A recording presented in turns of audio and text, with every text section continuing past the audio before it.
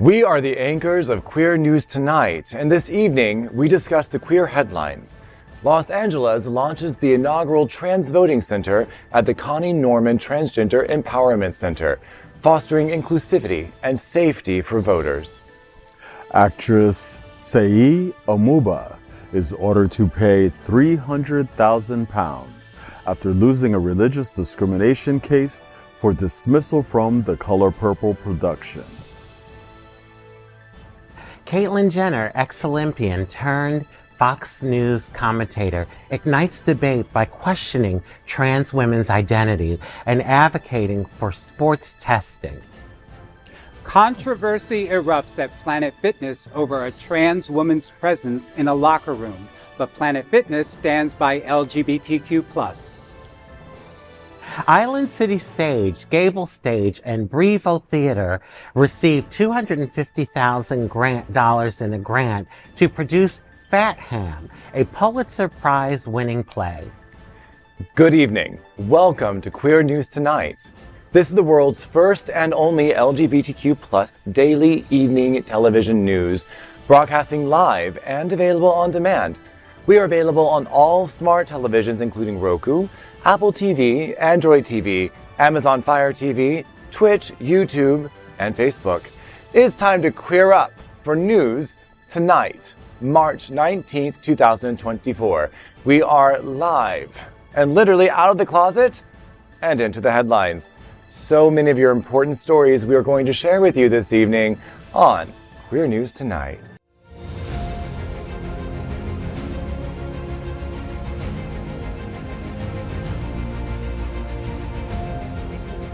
This is the world's first live daily LGBTQ evening news show, literally out of the closet and into the headlines on Queer News Tonight. This is the world's first and only unedited live LGBTQ+ evening news show. Whatever happens unique in the LGBTQ+ news, you will see it and hear it here. Hotspots Magazine Happening Out Television Network is a nonprofit 501c3 media company. It's in the same model of PBS and NPR, but designed for the LGBTQ+ community. Our mission is to support the 11 pillars of our LGBTQ+ community, which are to inform and educate the key issues of our queer culture, Black community, Latino, lesbians and queer women, trans, youth, and students, seniors, HIV and AIDS healthcare, business, social justice, and faith. Help us support our community. We are part of one of the largest LGBTQ+ nonprofit media companies in America, Hotspots Magazine and Happening Out Television Network. In 2024, our magazine is celebrating 40 years of the LGBTQ+ experience, and our television news, talk, and entertainment shows support our mission to educate the LGBTQ+ and broader community. Let's meet tonight's anchors at Queer News Tonight. Let's welcome anchor Rajee Narine-Singh, a famous transgender activist, actress, author, mystic, and reality TV personality. She is of multiracial descent and has appeared on more than 35 television shows across the globe. She's an activist for Trans Social. Rajee, this is a very important month for the trans community, and Trans Social, Trans Inclusive, and others are hosting Trans Day of Visibility at Pride Center on March 28th. Dude, tell us more. Well, this is International Women's Month, right? Yes. And so it's really nice to know that we at least have a day of visibility, because I think it's, your definition of what a woman is, and everyone has their definition, but I would say there's different type of women and we're just another type, we're another kind of woman. So we're having the trans celebration. Actually, the Trans Day of Visibility is on the 30th or 31st, but the event at the Pride Center is on the 28th. Okay. So it's going to be at the Pride Center starting at 6:30 in the evening and go for a few hours. There's going to be performances and speakers and food and drink. So, I'd like to invite everyone to come out and have a good time. Yeah. Well, it was always a good time with you, darling. Oh, flattery will get you everywhere. Let's welcome anchor Paul Thomas. He is currently a member of the LGBTQ plus advisory committee to the city of Miami Beach, on the board of directors for the Point Foundation, and on the endorsement committee for SAVE. Good evening, Paul. Good evening, everyone. It's really nice to be here tonight. I spent all this past weekend in a training with the National Institutes of Health, NIH, who's going to work on a study on healthcare of the South, because the HIV rates down here, they just keep going up and up. So and really the study this time, because we have the medicine we need, the doctors know how to do, people know how to, it's not the clinical aspect. It's all what they call the social determinants of health. So what are the barriers for people getting to the doctor? Is it transportation? Do you have a good supermarket in your neighborhood? It's all these other things that affect people's lives that are stopping them from getting to the clinical help that they need. Yeah. So that's what the focus is going to be on, and I'm really looking forward to it. Many of these are things that we've been talking about for a long time. It just hasn't happened that anyone really put any focus or time behind it. And now the NIH is finally doing it, and so I'm looking forward to it. It'll be a 2-year study. Oh, wonderful. Wow. Gosh. You like to stay busy, don't you? Let's welcome, sorry about that. Let's welcome Edward Otto Zielke. I did that. I had it right a minute ago. That's okay. I did it. It's Go on, Zielke. correct me. Zielke. It's a hard name. I mean, I don't know where it comes from usually. Where is that originally from? Germany, actually. Well, that's not surprising. Anyway, from a successful career in financial marketing to his current role as Director of Marketing and Sponsorship for the Gay Men's Chorus of South Florida, the Chorus is one of the world's largest and most important LGBTQ cultural arts organizations. Edward, June is Pride Month, and the Gay Men's Chorus of South Florida will hold a very special concert called Pride, Then, Now, and Forever at the Parker House on June 29th. Tell me, what's happening? Yeah, that's going to be our Pride concert at the Parker. It's going to be a really amazing concert because we're going to look at multi-generations within the LGBTQ plus community. There's been so much with the AIDS epidemic. We almost thought we lost a generation, but, we've got the baby boomers, the Gen X, all the way down to Gen Z and Alpha, and how are we relating to another, with all these generations?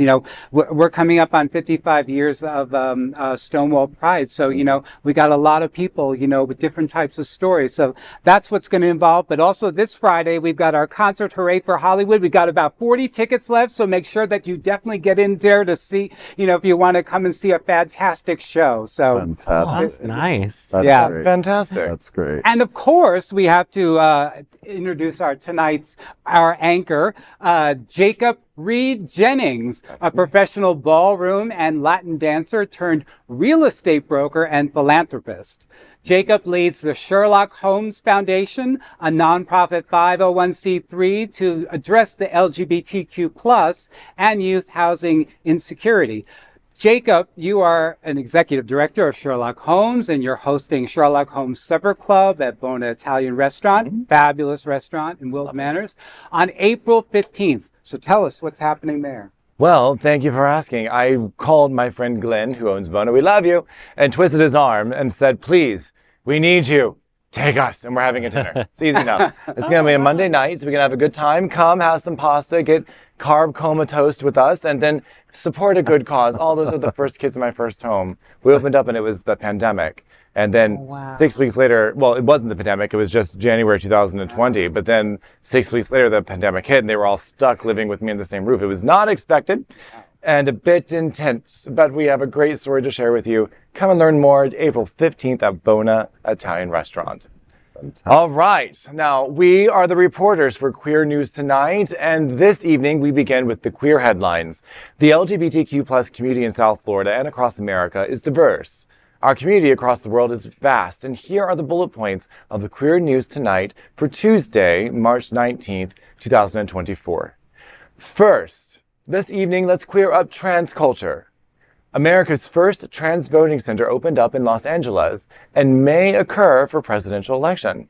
Los Angeles is making history by establishing the first ever trans voting center in the United States. Located at the Connie Norman Transgender Empowerment Center, this pioneering initiative aims to provide a safe and inclusive space for all voters, with a special emphasis on serving the trans, non-binary, and LGBTQ plus community. The center opened for primary voting earlier this month for the California nominating contest and will open later for the general election on November 5th. It will facilitate voting and will also offer essential resources, training, support, and medical services for transgender individuals.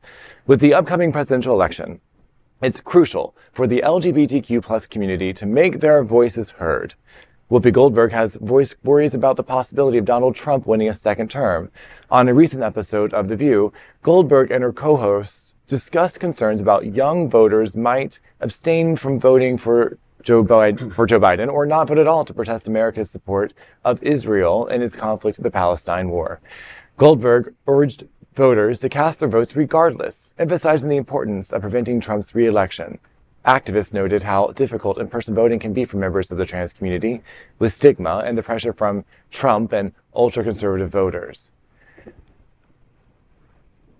I think this is wonderful that we are trying to create safe places for people to go and vote. I also worry that it also makes us a target, putting it in one place, saying, oh, we're going to be here on this day. Right. So I hope they have extra protection, security there.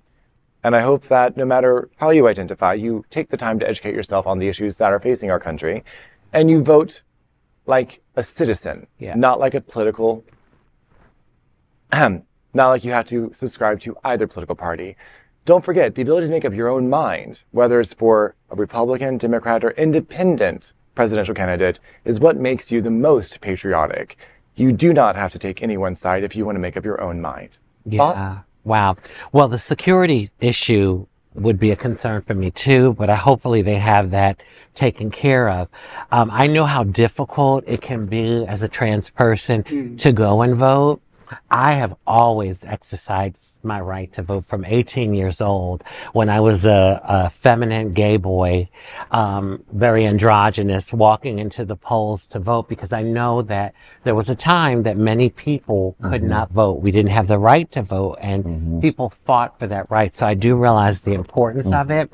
But yes, since 18, I've been doing it. And I try to encourage my community to get out because it's so important for us. So this makes me happy that they're going to kind of, you know, take us by the hand a little bit and maybe help some people that wouldn't go to vote, you know, necessarily to say, oh, what's the use? Forget it. I'm not going to put myself through that. And I can tell you some experiences like the looks I would get standing in the line to vote, from way back, you know, like, what are you doing here? But I'm sorry, I am an American citizen and I have the right to vote like everyone else. That's right. Yeah. Yeah, I'm loving this when I think about all of the tactics that are used to stop people from voting, even passing laws saying you can't give people water while they're waiting in line in the 100-degree heat in Florida. I mean, these things, it's ridiculous, but those are realities. The reality is people are trying very hard to control who votes and who doesn't. Oh, yeah. And they're trying very hard to control our lives.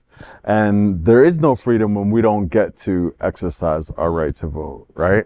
And so the idea of Los Angeles going, we're going to make a space just for the people that you're giving the hardest time, just for the people that are really going to struggle. I mean, you were talking about standing in line, but if you're standing in line for 6 hours, that last election, people waited in line for hours. And now you're like, so this is giving people a safe place to vote for sure, but it's also saying, you know what, we can be creative in our ways of fighting against voter suppression. I want to see Because this. voter suppression is very un-American. Yeah. That's more like what happens in Russia and North Korea. Right. That should no longer, it's been happening ever since America's inception, but it should no longer be happening. Well, I want to see the vigor and excitement Yeah. that happened during Obama's Yeah. first election. Yeah. My God, people that hadn't voted their whole Right. life came out to the polls. Right. And, I'd like to see that excitement because if you care about who's going to be the next president, and the choices are pretty clear, Right. Biden or Trump, Right. you better get your behind out to You vote. have to engage Yeah. the youth. You really do to make Yes. sure that this is a really important election. You know, we've Yes. gone through 4 years of Trump, and we know like the ramifications from that. We just can't survive another 4 years with No. this. So it's really important that we're always engaging with the youth and letting them know exactly what's been going on. Yeah. I feel like I've seen both these shows before, and I want to cancel my Netflix subscription for it. I want to. I'm like, I want a new show. Yeah. I want a new show. I know, but unfortunately, there is no new show. Unfortunately, the reality is this is what we got. You got a choice between these two. And this is what's at stake. And the idea that we can just pretend like, oh, I just wish it would be different is like for 5-year-olds. We're grown-ups. You got a choice between two people. One is going to affirm your identity and your right to exist, and the other is not. And it's not a joke. And they've made it very, very clear that our community is a target and that they will destroy our community. There's still a bunch of laws on the books in the state of Florida to make us not even be able to sit here and do this. Yeah. Right. The choices are very clear. No time for games and pretending and wishing. And I was having a conversation the other night. They were like, well, maybe we could have a count. No, maybe we cannot. We have two. There are two people running. Make a choice that's going to affect your life. Vote for your own interest. But pretending, we don't have time for pretending. Yeah. Next. Oh, here we go. We go from that to this. It's going to be interesting. Let's queer up religion. You guys know how I love this stuff. Christian actress playing Celie in Color Purple loses 5-year court battle on anti-LGBTQ plus comments. Actress Celie Amumba, and I hope I pronounced that correctly if she's watching, has been required to pay £300,000, approximately $382,000 in legal fees after losing a religious discrimination lawsuit against her former agents at a theater in Leicester, England. This follows her dismissal from a production of The Color Purple due to an anti-LGBTQ plus statement made on social media. She was originally cast as Celie, the lead role in the Curve Theater's 2019 production. The musical adaptation, based on Alice Walker's novel, prominently features Celie's same-sex romance with Shug Avery, a crucial aspect empowering Celie to confront her abusive husband, mirroring themes explored in Walker's Pulitzer Prize-winning work. After she was cast in the role, an old Facebook post from 2014 resurfaced where she expressed views against homosexuality, stating it contradicted her religious beliefs. Despite Curve Theater urging her to publicly disavow the post, the Color Purple star refused, leading to her dismissal from production. She sued for religious discrimination but lost the case. The tribunal found she had previously refused gay roles and hadn't read the script. The court ruled her dismissal wasn't due to her Christian beliefs, but the potential backlash for the theater. The star, backed by Christian organizations, appealed the decision. In a recent ruling, an employment appeal tribunal upheld the previous decision against her, requiring her to cover £300,000 in legal expenses. Justice Jennifer Eady concurred with the earlier judgment, affirming that her dismissal wasn't due to her Christian convictions. Oh my goodness, I read a little bit about this as it was happening, and you know, being in the business on and off throughout my life, I'm from New York, so everybody in New York is in the business, right? But when you go to play a role, you're going to play a role, right? If someone plays a mass murderer in a role, it doesn't mean that they believe in mass murderers, right? And so when an actor has a role and the role calls for them to do certain things, and then they go, oh wait, but in my personal life, I don't belong. This is not acting anymore. Your personal life has nothing to do with the role. They were asking her to do her job. She refused to do her job. Well, so she's being held accountable. No, she was already cast to be in the color she purple, right? She didn't read the script. That's what you do before you take a role. Well, other roles, she had refused and not read the script, but this one she knew. But the thing is, you know, when you're asked to do the job and you're an actor, you're embodying other people and personalities. And it has nothing to do with who you are as a real person. You know who that reminds me of? Dixie Carter. Dixie Carter was a Republican. And so her character on Designing Women, that show, and she was as liberal as can be, Julia Sugarbaker. So it was a big contrast between exactly who she was as the person and the part that she was playing. Absolutely. And she was so it's wonderful. Called acting. Exactly. Do we know what people's real convictions are when they're playing in a movie? No, they're playing a character. We're paying attention to the character. The idea that she would refuse to do her job and then try to sue the people because she was refusing to do her job is like, oh, come on. Yeah. You know what I mean? That they try to weaponize the Bible against the LGBTQ community. Well, the question I have is, what made her all of a sudden do an about change? Because she may have not read the script, but believe me, once she got involved in the project, she had to know what the character was. And if her religious convictions are that strong, then turn down the role. And you know, that's the thing. But then don't sue the people. Don't sue the people. But see, I think she did it.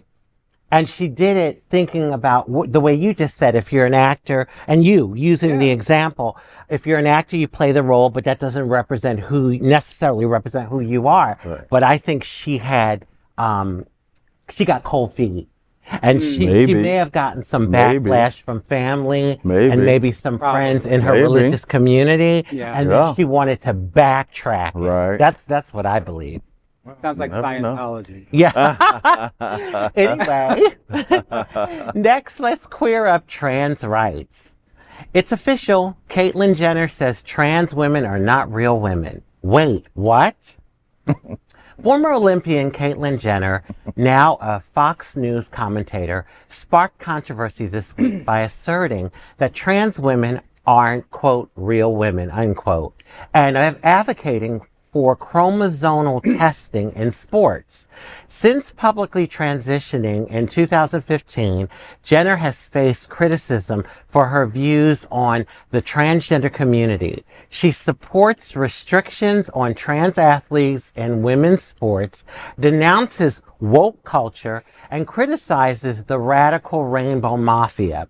In a joint feature with ex-Olympian Sharon Davies in The Telegraph, they reminisced about their Olympic careers and discussed mandatory sex tests for athletes. Davies recalled a simple sex screening card in 1976. She said, quote, I have a little card from 76 that was a sex screen.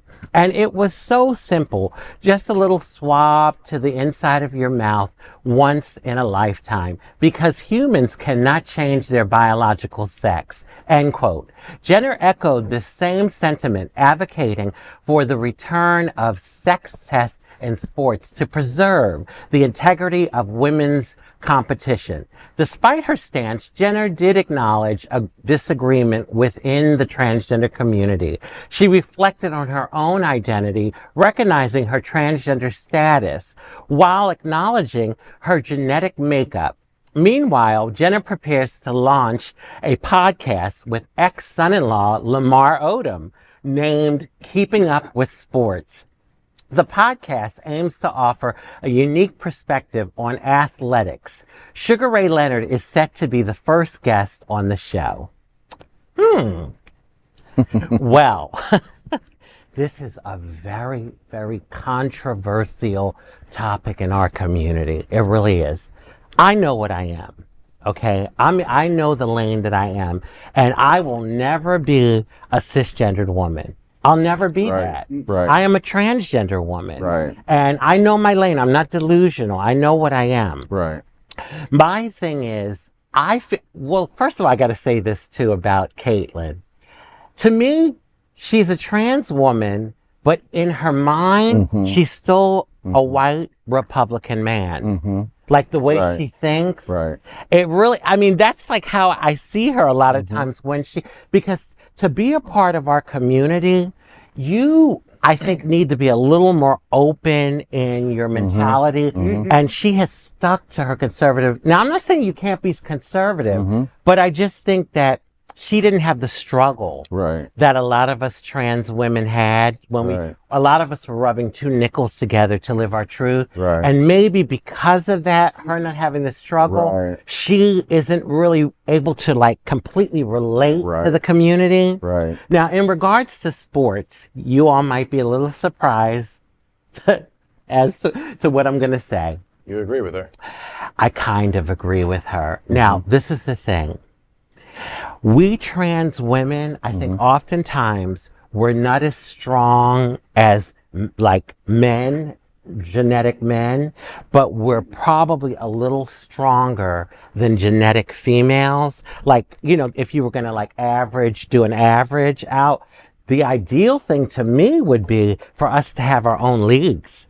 But unfortunately, it's not enough of us to do that. But that would be the ideal thing, because then there would be no question, you know, we could play amongst each other. Like, you know how women had to create their own leagues. They couldn't play with the men. Sure. So that would be, and I know it would be kind of, some people would think that it would be segregating a little, but sometimes I feel like you have to create your own to really make it happen. Now, I'll use an example. Jazz Jennings, right? Someone like Jazz Jennings. I think that it's a fair playing field. She could play with the women and it would be pretty much a fair field. But then I can't remember the athlete at Penn State, the swimmer, that, you know, when she was on the men's team, she placed like really, really low. In numbers. When she got on the women's team, she was number one. No, she won one race. She lost most of her races. Oh, she did? Most of her races. Most of her races. Okay. She just happened to win one. Oh, I just knew about that. No, the women beat her all the time. They did. Well, then okay, so then, all right. We talk about this a lot. I like an adjunct at Barry University for sports management. People who want their sports management degree, their masters. Yeah. We discuss this issue all the time. And what is like the consensus? Most of the young people are like, we don't care. Like, we don't care at all. I personally, being an athlete, I was a tennis player. We play mixed doubles in tennis. The guys hit against the girls all the time. It's a guy and a girl against a guy and a girl. Yeah. And nobody says you can't be there. When I was in high school, there was a girl who was really good. She played number one on the boys team. She beat all the boys. She went undefeated, right? Because she was better than them. Because a lot of times in sports, it comes down to skill. It doesn't always come down to brute strength. So one thing I think is it depends on the sport. Now, if it's weightlifting, that may be a brute strength kind of a thing. But most sports, it takes a lot of skill. No matter what kind of a man you are, you're not going to beat the number one tennis female player right now. And most men on the planet will not, right? Last week, a young woman now has the basketball score title. Right? She beat a title that a man held for the last 40 years, and now it's a woman that has scored the most points in professional basketball because it's about the skill, right? And so I think that a lot of times, just because at this point in history, we're really, really, really trying to harm the transgender community and make them kind of the evil for all things. I don't think it's that serious. Wow. I think that we can have open tournaments as an example. So when you go to show up, you can play in the open. When you play in the open, you play against everybody. Think of it like when you run the marathon. When you run the marathon, everybody runs on the same road. You don't know who's who, and it doesn't matter. Whatever your time is when you cross the finish line is what your time is. And it doesn't matter who's running, right? Whether they're male or female or trans or anything. So I think we have room to really explore. I think we're going to follow the science. I think in 1976, whatever that swab was in 76, our science has come a long way since then. We've learned a lot since then. And I think medical science is erring on the side of everyone can play. Because most sports, it's based on skill. Now, like I said, there may be a couple of sports where you're like, okay, there may be an advantage. But then if you're going to do that for trans, you have to also do that for other genetic anomalies, like that super great male swimmer. Remember that guy who won all the Olympic medals? Michael Phelps. When they tested him genetically, he had a genetic marker that was off that made his arms really, really long and made his feet really, really, and genetically he was really predisposed to be a swimmer. So it's like, well, then should he not get to participate because he has a genetic advantage over most swimmers? I mean, where are we going to draw this line? Yeah, and do you remember the South African runner who was very quote unquote male looking, and they tested her to make sure that she wasn't male. So they took her medals away. Yeah, they did, because she's intersex. Yes. And so the thing is, I think a lot of it is really overblown. I think everybody needs to play. I think that outside of very, very specific cases, it really shouldn't be an issue. We should just let people play. You know what? We need you, dear Lord. We need you to advocate for us when it comes to sports. I mean, I didn't even look. You really broke it down, and I'm a trans person, and you broke it down for me. Yeah. Well, so I mean, I was always terrible at sports, so don't even get me involved in this conversation. It just never happened. I would have thought something totally different. I know. I give football away. I see Don't feel bad. I wanted to be the cheerleader when the boys were playing football in the neighborhood. Well, what do you feel about it? Like, I'm just curious to get your input. I feel that they keep trying to say that trans is a mental health disorder, and we all know that sports are a great way of creating healthy minds and promoting community and actually doing mental health. So if you want to actually get rid of that stigma, let them play. Yeah. So let them be more human, let them have fun. And you know what? Let it be what's going to be. I think that there are people in every field that are, I was a professional dancer, a dance sport competitor for 20 years, and I don't have to have all the answers, but I know that what my field requires needs this. So I don't have to fix all sports, but I can do what I see in my community to make a difference, to make it inclusive for everybody. And I think someone who knows football should do football. Someone who knows volleyball, do volleyball. And I think if we put the right people and acknowledge their skills and their expertise, give them the ability to create the solutions for us on an individual case-by-case sport league basis, we'll actually get somewhere instead of trying to make it a blanket statement. Wow. It's not fair. So what I'm getting is that there's just another way to use discrimination against. I think we were to create leagues that were inclusive, but we stopped waiting for other leagues to include us. And create leagues that included them. We'd have a much more progressive. Exactly. Well, like open sports. Well, I was saying to a girlfriend, if we could have done that, she was actually trying to do the trans leagues. It would have been some good money, because I think people would have just tuned in. Even if they were against us, they would have tuned in to see us play. Right. It could have been, it could have been interesting. It could have been interesting. Anyway, let's let's queer up trans rights. Planet Fitness stands by member band who took trans woman photo in locker room. In a controversial move, Planet Fitness has drawn criticism for its response to a recent incident involving a transgender woman in one of its locker rooms. The incident unfolded at a gym in Alaska, where Patricia Silva raised concerns after allegedly encountering a trans woman shaving in the female locker room.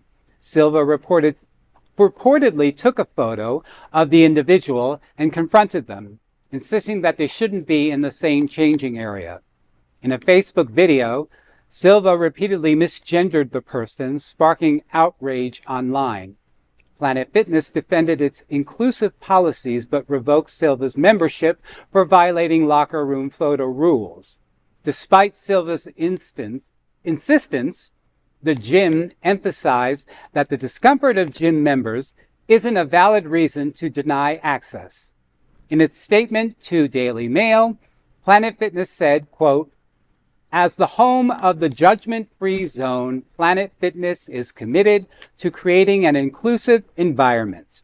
This isn't the first time Planet Fitness has faced controversy over locker room issues.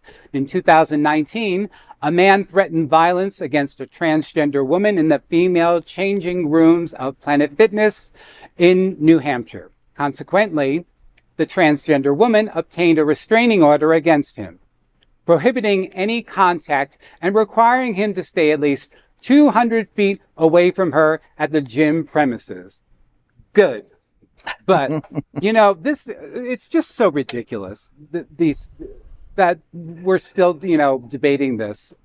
I remember growing up, I was in the theater growing up, and, we would be in the backstage in the green rooms, and we'd all be getting changed right in front of one another. And it never, I never would have thought to I was more about getting into the role and getting on stage and stuff. I was doing my job. I was doing my own thing. So, why are you bothered with other people and what they're doing in the locker room? I mean, you got to question, exactly what is your motive for peering around and looking what other people are doing. Well, don't women shave? I sometimes might shave in the bathroom. I see people do all kinds of shaving, all kinds of things in the among other things. That's a good point. Not like you said, not my business. Yeah. I handle my business. I keep it moving. Yeah, I think it's just another excuse for people to discriminate. But I'll tell you all, I try to avoid when I'm out, even if I have to go to the bathroom, I try to avoid even using the public restroom. And I know I don't have to anymore, but I think it's so instilled in me. And I think, is it really worth me possibly having a confrontation or some issue? Now, if I really have to go pee-pee, I'm at a restaurant or something and I really have to go, I will. But oftentimes, if I don't, I will avoid it. And I'm just being honest. No, I appreciate your honesty. When I listen to you and when I see these things, it all, being a person of color, I'm like, this is the same thing they said about black people. You had to drink out of a different water fountain. And what if they got in the pool? And it was all ridiculous stuff that we had to fight through and go, you know what? Everybody drinks from the water fountain. It's not going to hurt anybody. And enough with this. It seems like we're at that point with transgender individuals where they're getting the heat. Well, they're getting the heat for everything because now you can't. I mean, there are plenty of out racists, right? But they kind of get held accountable for that. Can we take a look at that picture one more time? Can you pull that up real quick? He was in the locker room shaving. Yes. The other one? Yeah, that one. Okay. I'm gonna say it. Yeah. I don't think it's unfair to see why she would misgender this individual. Yeah. And I also think it's incredibly rude to take pictures of someone in a locker room. I also understand where she is concerned. Now, as you were saying, there is, what you're talking about is street smarts. You don't put yourself in danger unnecessarily. Yeah. Because you understand you're part of the vulnerable population. Yeah. That individual is very early on in their transition. Exactly. And therefore, they need to learn how to navigate their environment without causing unnecessary attention, unwarranted attention. That's a very good point. So I can see her point. I understand where she's coming from. I understand where the other individual I can see both sides of this. And frankly, I think they could both have handled this thing a lot classier. Yeah. You just need to understand that wherever you are in your transition, it's an individual journey. It really is. And there is no safe way to navigate it. There's no easy way to navigate it. And that I sympathize, and there's no way I can completely relate to. But I just hope that you do things that put you in a place where you can be safe. And doing that in a public environment when you're that early on in your transition, I think could show poor judgment. Well, listen, I got to share this quick, funny story. So when I was transitioning, to your point, I continued to use the men's room because I just didn't think I was far enough along to use the ladies' room. One day I'm in the men's room and I'm washing my hands and a guy walks in and he looks and he's like, "Oh, I'm sorry, ma'am." And he starts backing out and he's looking at the door and it's saying men's. And that was the moment I knew that it was time for me to stop using the men's room. You crossed over. I had crossed over because he was like, "Oh, I'm sorry." And so then I said, "Okay, now it's probably okay." Do you guys remember a TV show called Ally McBeal? Yeah. We recreated Ally McBeal at my job in the 90s in New York City, and we decided we were going to have a gender inclusive bathrooms, right? Everybody walked into the same door and the guys went to the left and the girls went to the right, but we were all in that same general space. And in New York City, in the clubs and the restaurants, you go in and out and everybody's in the bathroom, right? And nobody even cares. That's why some of these things, I'm like, aren't we beyond that? Yeah. But anyway, we tried it. The guys were the first ones to go, "We want to stop doing this." They had an issue with like women's feminine products being left out. Like they were like, "This is not what we thought it was going to be. Like we want our own Potpourri. Yeah. They were like, "This is not what we were thinking of." Right. They didn't want to get that close. But in any case, I mean, there have been so many times where we've all been in the bathroom together. Again, I think Have there been? Have there? I You think said that like it's a very common thing. in New York, it's common. You go downstairs to go to the bathroom, all kinds of people in the bathroom. Nobody even cares. It's like a trough, you know. Like nobody cares. Stands in front of it. Am I the only person that has a little bit more modesty when I'm using the I guess. I don't even like being there by myself. I hear you. I want more privacy. You That's look what I'm modest. going for. You look modest. Thank you. I do come across very modest. My pearls. Next. Your pearls. Let's clear up South Florida, Florida. Your pearls. Island City Stage receives $250,000 Warten Foundation grant to produce the Pulitzer Prize-winning play. That's the end of the headline. Island City Stage in Wilton Manors, Gable Stage in Coral Gables, and Bravo Theater in Pompano Beach have received a generous $250,000 grant from the Warten Foundation. Wow. The grant is designed to produce Fat Ham, the acclaimed 2022 Pulitzer Prize-winning play by James Imes in South Florida. Nice. Thank you for spelling it like that. I appreciate that. This collaboration marks the first-time partnership among these leading theater groups in Broward and Miami-Dade counties. The Warten Foundation, established in the memory of Frederick Warten, advocates for social justice and LGBTQ+ rights while supporting arts and education excellence. Island City Stage, founded in 2012, shares diverse LGBTQ+ narratives. Gables Stage, running since 1979, is honored with numerous awards, while Bravo Theater is known for uplifting young Black artists and fostering community through impactful storytelling. Fat Ham offers a fresh take on Shakespeare's Hamlet, delving into themes of identity, race, and family dynamics.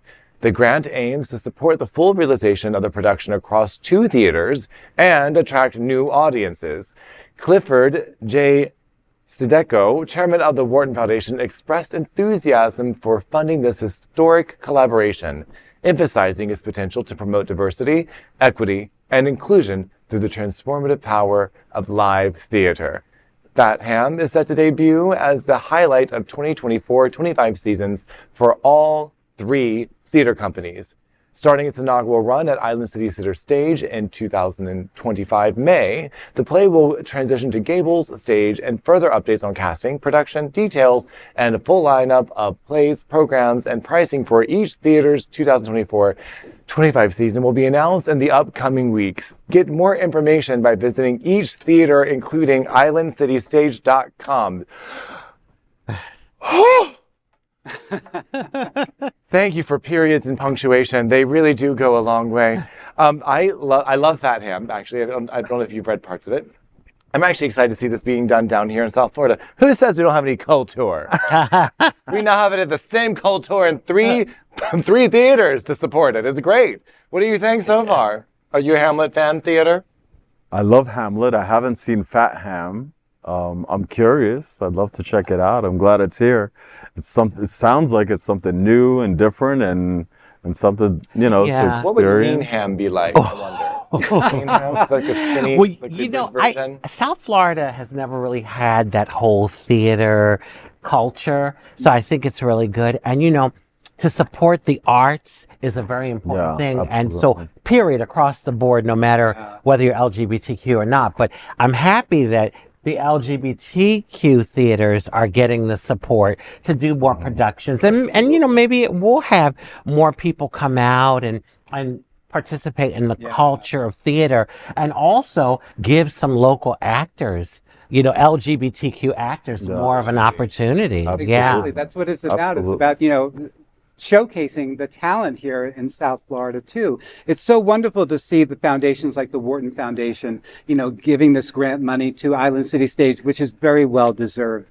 They're one of the best theater companies that are really run well. Marty and Andy are fantastic there, and the Warten Foundation, they do such great charity work with in terms of giving to other LGBTQ plus organizations, including the Gay Men's Chorus of South Florida. So it's wonderful to see that there's a lot of people investing, in arts and culture, in the area. Are you going to audition? Me? No, I got my own full-time job with the chorus. So your hands are full. My hands are completely full. Well, and let's face it, our LGBTQ community, we are a very talented and creative community. A lot of us, we have creativity in many different ways. I mean, we are the theater district. Yes, pretty much. In New York, I'm like, I didn't even know we bring the drama. It's funny, people they're like, you're not dramatic, you're theatrical. Yeah. That's how you know. You play it well, nice. All right. So next, we are proud of our special partnership with Sunshine Cathedral, the world's largest queer church here in Fort Lauderdale. Supporting that partnership, we are broadcasting from our permanent set here at Sunshine Cathedral at the Happening Out Television Studios. We broadcast Sunshine Cathedral Sundays international services at 10:30 a.m.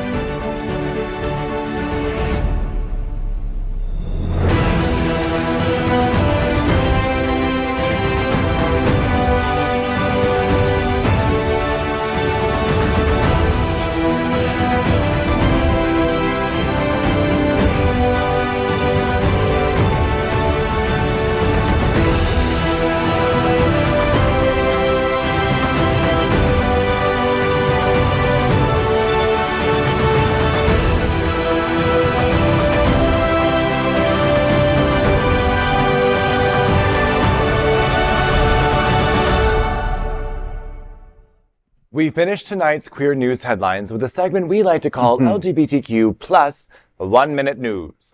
LGBTQ plus 1 minute news. Let's queer up the USA. Hey! Southern states push forward to end legal recognition that trans people exist. Anti-transgender legislation has slowed down in many states, but a new trend is emerging in the Gulf South. Louisiana, Mississippi, and Alabama are pushing bills that could erase legal recognition for transgender people. These bills, called the Women's Bill of Rights, redefine sex to exclude transgender individuals. They threaten rights like updating birth certificates and using the right bathroom.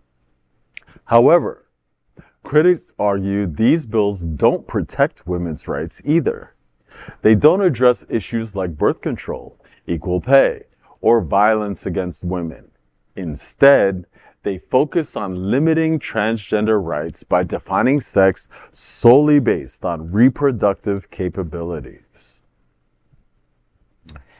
LGBTQ plus 1 minute news. Let's queer up trans rights.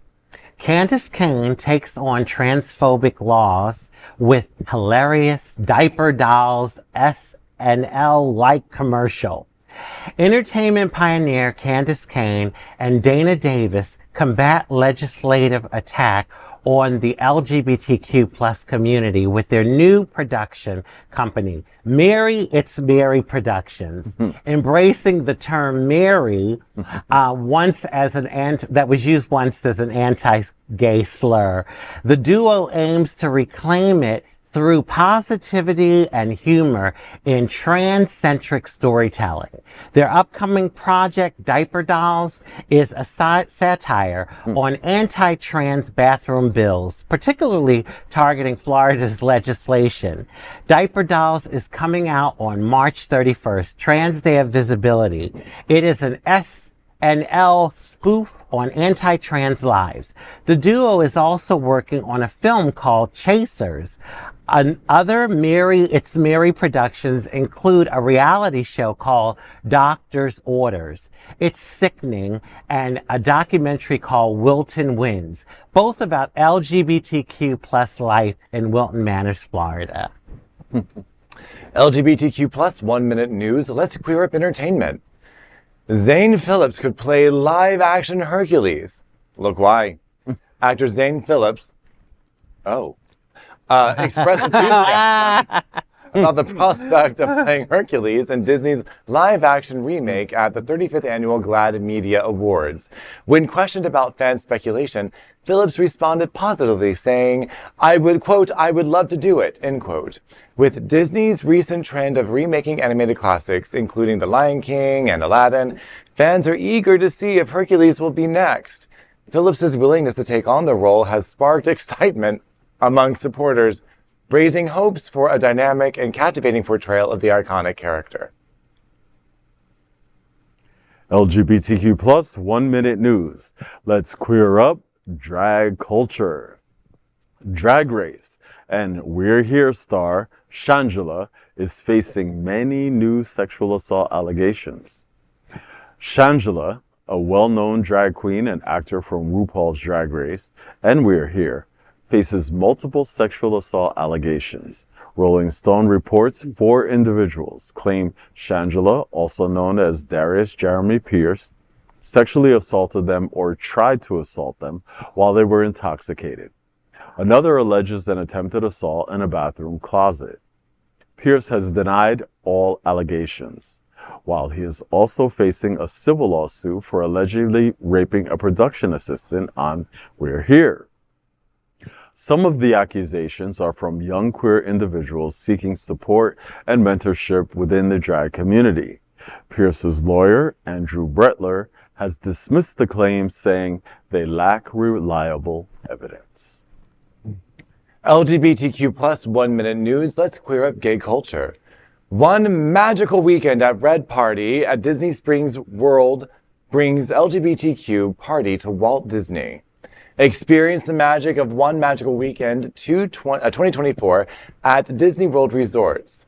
Join the global LGBTQ plus community for an extraordinary event featuring thrilling DJ performances, exclusive parties, and vibrant celebrations. From May 30th until June 3rd, enjoy 3 therapy pool parties, 3 Pride Festival parties, and 3 Cadabra after-hour parties. Dance to the beats of renowned DJs like DJ Paulo, Ana Flora, and more. Main weekend party passes start at $185, including access to Riptide, Red Volume 7, #Buccaneer, and Pride Ball. Don't miss this enchanting celebration where magic meets music and joy fills the air. Visit onemagicalweekend.com for details. That is today's news for the LGBTQ plus community on the world's first and only daily LGBTQ plus evening news show. If our community is important to you, then share this news with your friends and family. You are like most of America, part of a very large television audience watching the show live, as we share LGBTQ news broadcasting right now on your Roku, Apple TV, Android TV, Firefox, Amazon, and other TVs. Queer News Tonight is the only live LGBTQ plus digital television show in the world that is out of the closet and into the headlines. We need your support. If our community is to grow, we must tell our stories and bring them to the attention of the broader world. This is the only place in the world that tells these types of LGBTQ plus stories in motion and sound. That is the passion of Hotspots Magazine, Happening Out Television Network, and Queer News Tonight. I'm your anchor, Jacob Reide Jennings, and on behalf of these LGBTQ plus reporters, the anchors of Queer News Tonight, including Rajee Narine-Singh, Paul Thomas, and Edward Otto Zielke. Got it. Yes, we will see you daily at 8 p.m. To our LGBTQ plus world, we wish you Good good night. Bye.